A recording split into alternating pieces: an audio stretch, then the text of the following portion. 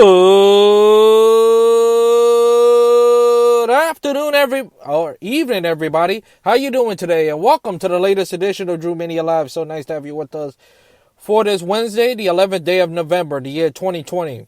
And of course, this is yours truly, Andrew L. Perry, coming to you live and answering from the busy streets, which is New York City, a rainy New York City. As I chat to you, what is happening in the world of sport, or in the world of sports. But before I do that, I want to take time out to wish every veteran a very happy Veterans Day, despite the fact of what is going on in the country right now, despite all the COVID and all the Trump nonsense that's propaganda, all that nonsense that's going in. We just want to take time out and thank you all the troops for what you've done for us in this country. We really appreciate it. And despite what Trump said about you guys, your work, your service will never be forgotten, and that's what's important. But in the meantime, we could talk about. We could start either way. But first, I want to kick off talking about the SEC, as the SEC has been hit hard with the COVID. Starting with Georgia and Missouri this week will be canceled. Will be canceled due to COVID. LSU versus Alabama is going to be canceled due to COVID. Auburn versus Mississippi State is going to be canceled due to COVID. So COVID has been hitting hard, especially in college football. We all know what happened with Trevor Lawrence with Clemson last week, 2 days ago, tested positive for COVID-19. While we stay on topic with college football, what a classic game! What a great game we saw this past Saturday between Notre Dame and Clemson. It ended in second overtime, and Notre Dame pulled off the upset. And Notre Dame, as we speak, is the number one team in the country. I don't think nobody's going to dispute that. They proven to be the number one team in the country. They stood toe to toe with Clemson. The running game was superb. I thought two teams were very, very physical. We all know about Clemson, but I didn't know Notre Dame was that physical. And honestly, if they meet each other in the ACC Conference Championship this year, I would love to see it again. You know, so that's where we are right. That's where we are right now. And as far as USC, as far as the Pac-12.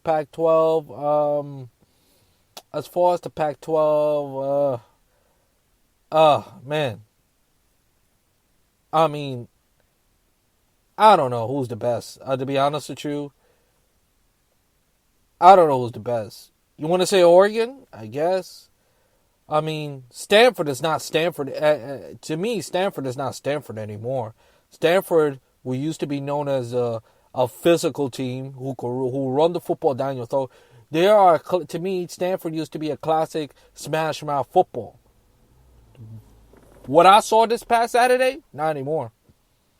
It was physical and downright nasty. And as a result, they got shellacked by the Oregon Ducks. And the Pac-12, Washington or Utah is canceled due to COVID. So a lot of conference, a lot of football has been as canceled or postponed, mostly postponed due to COVID. So it's really scary out there. But hey, you know, we talked about it earlier this year. Once COVID is out, they're gonna play. What do we like it or not? So it makes no difference. It makes no difference to us as far as I'm concerned. Let's go to the NFL. Enough with most of college football. Let's go straight to the NFL as we all know who's the best team. is no question that the best team in the NFC South is the New Orleans Saints. And if you don't believe me, you just saw what they did to Tampa. They swept the Tampa Bay Buccaneers. With a lot of firepower that the Tampa Bay Buccaneers had, Tom Brady, Ron Gronkowski, Mike Evans. You even could throw Antonio Brown, and he was quiet throughout that game. To get 0 points and to shut him out the way they did, kudos to the defensive coordinator and kudos to the New Orleans Saints, who stopped them on a fourth down goal line stand, where I thought for a second, honestly, I was expecting to be a little comeback, but it was a one-way street as we speak it. The Cowboys played much better than they did against the Eagles. The problem is they should have hang on to the lead. The Steelers, for the Steelers, to me, that was the worst performance they have for a team who undefeated. They got to play a lot better. Yes, they came back and won the game, but to me, they got to play a lot better. A team like the worst record against the Cowboys, you expect them to. You should at least quote unquote manhandle them. But give the Cowboys credit. The Cowboys are showing them they can fight. They can fight. They will play hard if they need. If they play right. Like I said, they should have protect the lead. They should have protect the lead. It's all. Excuse me. It's all there's to it. And that fourth. Let me go down to that fourth inches in that fourth inches, like middle to the fourth quarter, I believe, the third or the middle of the fourth quarter. To me, even though they kicked the field goal, a team like the Steelers, you got to go for it. I think fourth and inches, you had to go for it. You kick a field goal. Okay, great. He made the field goal, great. But that, in my mind, I don't know how everybody else feels. I don't know about you folks, how y'all feel about it. But as far as I'm concerned, that came back to bite them in the ass. Because if they would have gone for it and scored a touchdown, maybe Pittsburgh would have won the game. The Cowboys would probably won the game and probably wouldn't have to make a comeback. But instead, the Steelers find a way to win. And kudos to them.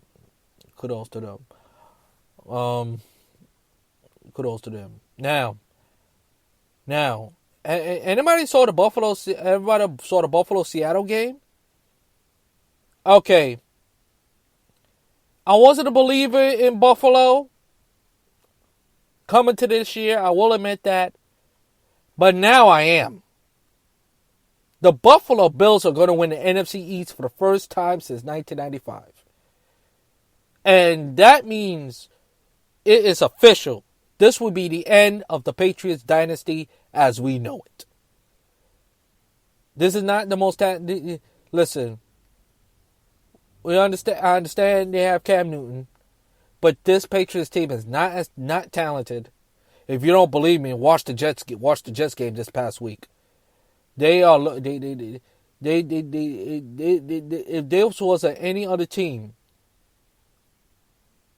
if this was any other team, New England would have won that game. I could tell you that right now. But they are the Jets. The Jets do what the Jets does. Find ways to lose.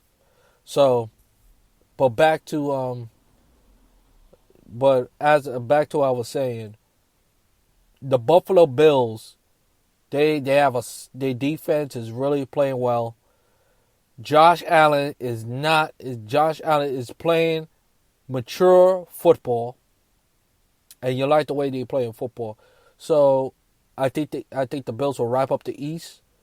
Forget about the Dolphins. I know the Dolphins got to win against the Rams, but to me, the class in the NFC, the new class in the NFC East, the class in the NFC East, the AFC East. I don't know why I said the NFC East. So I apologize for that. But the Buffalo Bills are the class of the AFC East. It's no longer the New England Patriots.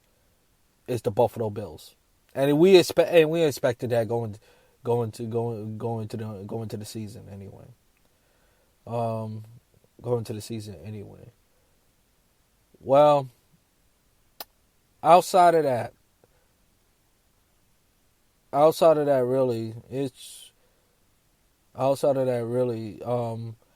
Lamar Jackson got a bounce back win against the Indianapolis Colts, who showed to be a very good team, but showing a very, very good team. But now they're thinking about benching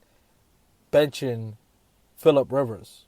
You know, I think Phillip Rivers is playing. This is the best Phillips has played since when he was in San Diego. You know, and I don't know. I don't see who you're gonna go to. Who you gonna go to if I'm Indianapolis? You might as well. If I'm Frank Wright, you better all staying with You better all staying off with Phillip Rivers, because I don't know who you're gonna go to at this particular point. If you're the Indianapolis Colts, who you gonna go to? Who's your backup quarterback? You know. You sign him for a reason. You might as well start him. I don't understand. This move made no sense to me whatsoever. But anyway, be as it may. And tomorrow week 10 kick off, and tomorrow's the Masters. Just want to throw that out there. The Masters in November. Has anybody saw one of great shots from Tiger Woods mostly. But what I saw yesterday, they showed on Channel 7 Eyewitness News. I don't remember who's the golfer. I think it was Dustin. I don't think it was Dustin Johnson. And and the way he shot the ball, I don't know how it skipped the waters. It's like the way he hit the ball. It was like the way the ball ricocheted off the water. It was like a rock ricocheted off the water, and it went to the one in the hole. Oh my God! When I saw that, I was like, "That is one of the greatest shots in the history of golf." And I'm not a golf. And I will admit, I'm not a golf guy, but that shot was I was amazed how great that shot was. That was a great shot, and give him tremendous credit. But to me, Tiger Woods have not one but two greatest shots in the history of golf. But that shot right there, it belongs right up there. But going back to the NFL for a second, real quickly before I get up on out of here. Whether we like it or not, folks, COVID-19 is not going anywhere until the new administration in 2020. But they got to figure out somehow, some way. And I told y'all, they should have canceled the season and take the L, but they didn't want to do that. And with that, that's going to do it for this edition of Drew Mania Live. Thank you so much for listening. If you want to listen to this episode again, please go to Spreaker.com. Type the keyword Andrew L. Perry. Once again, go to Spreaker.com. Type the keyword Andrew L. Perry. And always follow my show on Facebook, Twitter, YouTube, iHeartRadio, and Apple Podcasts, and whatever you listen to your podcast. Until next time, this is Andrew Perry, always saying to you, Shalom, let peace go with you. And I'll talk to you in the next Drew Mania Live. So long, everybody. Enjoy the rest of your Wednesday. Stay dry and be safe. So long.